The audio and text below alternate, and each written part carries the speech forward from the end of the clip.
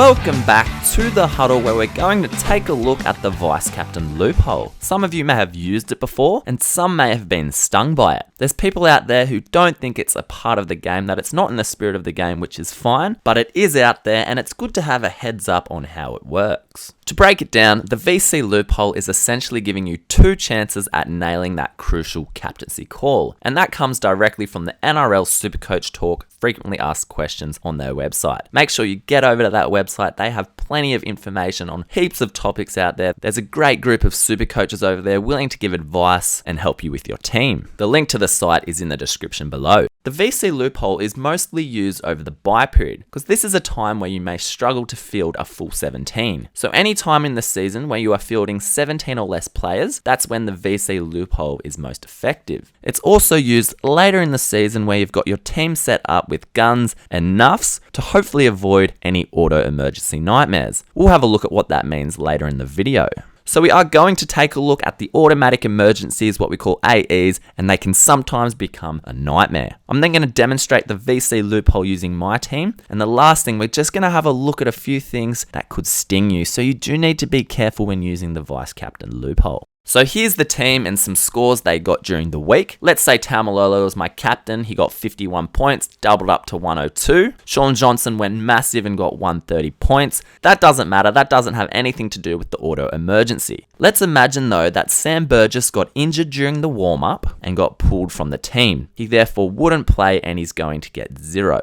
If you hear this news before, you may have time to sub someone else for him, but let's say I didn't have time, I couldn't check Twitter, I couldn't check the internet, and I copped Sam Burgess 0 towards my total. According to the rules of Supercoach, your team is awarded only 1 auto emergency. So if 2 players pull out and you cop 2 players not playing who are in your starting 17, you only get 1 replacement. So that auto emergency is going to be one of your non-playing reserves where their score is greater than 0. So Brendan Smith and James Graham here got 0, so they won't count. But looking at the other names, you can see there that Adam Elliott's 51 is my lowest non-playing reserve. So his score replaces Sam Burgess' 0. So 51 points is now added to my total score. So this is where the auto emergency nightmare can come into play. Imagine Sam Burgess still got injured in warm-up, he didn't play, he got 0, and I didn't have time to get him out of my starting 17. Imagine Adam Elliott wasn't my lowest scoring, that 51 wasn't my lowest scoring non-playing reserve. Let's say I still had Matangi in my team, and he only scored 21. Due to him now being my lowest scoring non-playing reserve, his 21 points replaces Sam Burgess. So straight away they're going from Elliott to Matangi, I've already lost 30 points to my total. There's even worse auto emergency nightmares out there like Lewis Brown, who was only getting about 20 minutes, scoring in single digits. Those utility players on the bench, like even a Jai Field from the Dragons when he plays, may only get 10 minutes at the end of the game and score you like 5 to 10 points. You don't want them in your team because if one of your players doesn't play, your replacement is going to be a very low score. So even a player here like Adam Elliott, he can score quite well, around 50 and 60, but he has scored quite low before as well, so he could become an AE nightmare. So you definitely want your non-playing reserves to either be guns or nuffs. And this really comes into play when looking at the Vice Captain Loophole. So here's how the loophole works. The first thing you need to make sure is that the Vice Captain you select plays before your captain. So let's say in this scenario, the Warriors are playing the first game of the week on Thursday night. I'm going to select Shaun Johnson as my Vice Captain. Remember, the loophole essentially gives you 2 cracks at double points, so you may want to take a riskier option, a more of a pod option for your Vice Captain. Sometimes though, it may just be a safe option who plays early in the week. Let's say the Sharks play a couple of days after the Warriors, so I'm going to select Paul Gallen as my captain. So let's say the Warriors versus the Rabbitohs in the first game of the week. So you can see their scores there, and Shaun Johnson has an absolute blinder and scores 130 points. So I want to lock in those Vice Captain points. I want to double it up to 260. To perform the loophole, you're now going to have to select a new captain. This is going to be a non-playing reserve who is definitely 100% not going to play this round. Therefore, they'll score 0 points. Depending on what teams have played, some players may already be locked out and you might not be able to move them. But in this case, let's say the Bulldogs have not played yet. James Graham's injured, so he's not even named to play. He's going to score a 0.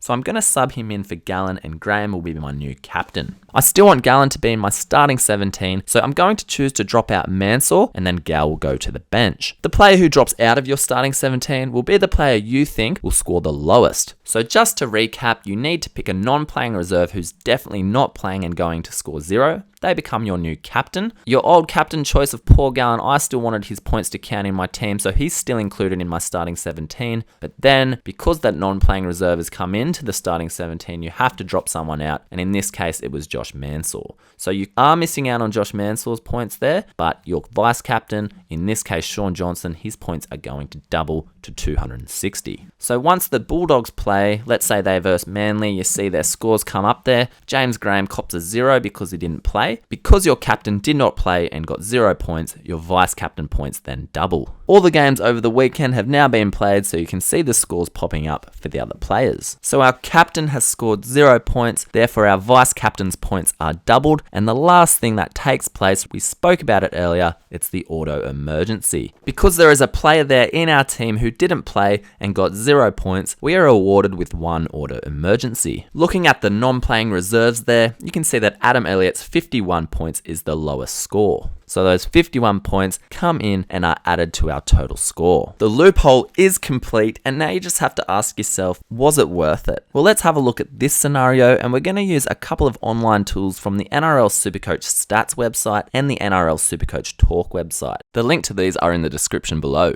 You can see there that the 4 things that impact the loophole are the vice captain's score, the captain's score, the drop player's score, and the auto emergency score. So in our scenario, the vice captain was Shaun Johnson, the captain was Gallen, our original captain, the player to be dropped was Josh Mansour, and our auto emergency was Adam Elliott. All the other scores just contribute to your team total as normal, so adding those up, you get 958 points. The non-playing reserve scores other than Josh Mansour and Adam Elliott also have no impact. Let's see if it was worth looping in this scenario.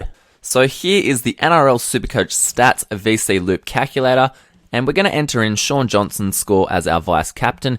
He got 130 points. Don't put in the doubled score, it's just the score that they got before it was doubled. So he got 130. Our captain is our original captain choice of Paul Gallen. It was the captain you would have left in there if you didn't loop. So Gallen got 65. And our dropped player score, our dropped player was Josh Mansour. He got 58 points. And our automatic emergency was Adam Elliott, that lowest non-playing reserve score. Adam Elliott got 51 points. He came in for James Graham's 0 there.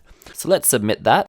So you can see there that it was worth looping as we got 58 more points with the loop.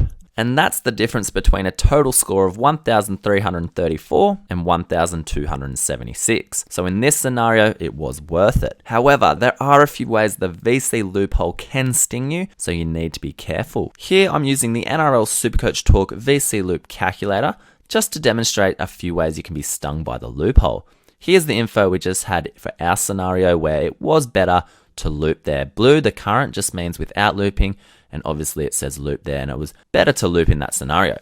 But one of the common mistakes is people loop when their vice captain score is low. Some people say, oh, over 100, I've heard 120. It all depends on whether it's a major buy round and you cannot even field 17. So if you can't field 17, you might be happy just to loop the 80 and bank the double points. So for instance here, let's say we get a score of 98 for the vice captain, and I think, you know what, that's decent, I'm going to loop it.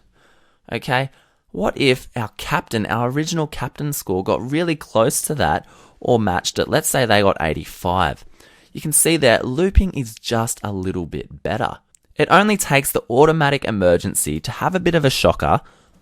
Let's say our automatic emergency, Adam Elliott, only got 40, and now it's not really worth looping. So that's the deal with those automatic emergency nightmares. Imagine you've got that bench utility coming on for 10 minutes at the end, getting you 8 points. What if you're stuck with that and you're looping here? It's definitely not worth looping as the current is 326 and you get 289 for the loop. But one of the biggest ways that people get stung by this thing is the player they drop. In our scenario, it was Josh Mansour, goes huge. So let's say we still loop 120 points from a vice captain. Let's say the captain goes pretty good. They're a solid player. They get 85 points. The player to be dropped scores a couple of tries, gets 100 points. You've dropped them out of your team. It does happen. And also, all right, let's say the automatic emergency, not that bad, not 8. Let's just say they get a 45. So I put that in, and you can see there, it's 20 points better if you didn't loop. So even with a vice captain score of 120 there, if you drop a player who goes huge, then the VC loop can come back to bite you. Sometimes people plan to use the vice captain loophole, but they realize that their players have already played and they can't actually sub in a non-playing reserve who's not playing that week and get stuck. And finally, another major way that the VC loophole can sting you are those downgrades. Especially this year, it seems that every Monday there are some downgrades of over 50 points. So imagine if your vice captain is involved in that. If that player goes down 20 points, that's minus 40 off your total because their points are doubled. So especially with those calls of last touch and try assist, make sure you check the highlights, check the game, make sure those calls are clear cut, and that if there are any downgrades, it may only be a couple of tackle busts or offloads and so on. So let me know in the comments below whether you've used the loophole before and how'd it go. Was it a success or did you get stung by it? Was it one of the ways discussed in the video or did you get caught out in a different way? So if you are going to use the loophole, make sure your team is free of those AE nightmares. You just want to have guns and nuffs. Even if the VC loophole is not for you, get your team set up so that when those times come where you don't see that a player might have got dropped an hour before the game or they got injured in the warm-up, you don't have an AE nightmare there giving you 10 to 20 points. You want a gun to be your automatic emergency. Don't forget to check out those VC loop calculators on the websites in the description below. I hope this demonstration has helped. All the best with your team, and if you're going to use the loophole, use it at your own risk. Let's go.